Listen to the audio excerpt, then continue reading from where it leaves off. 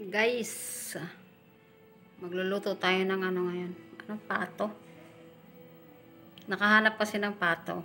Gusto ko patikman kay Lynn yung pato.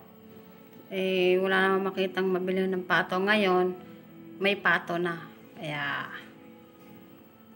atin na itong lilinisan at lulutuin at papatikman natin kay Lynn. Ito siya guys. Yan guys, ang pato na nakita.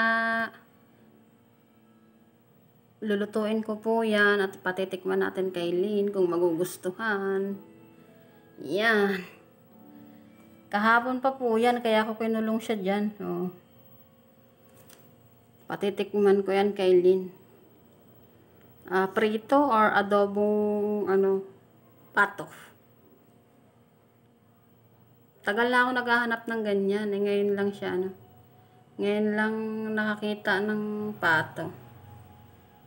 Sabi ko nga maghanap at mabili. Papatikman ko kay Lynn. Ngayon, ayan siya guys. Hanggang dito na lang po at ating lilinisan to para maasikaso at maluto. Ating lulutuin at papatikman natin kay Lynn. Magugustuhan kaya yun.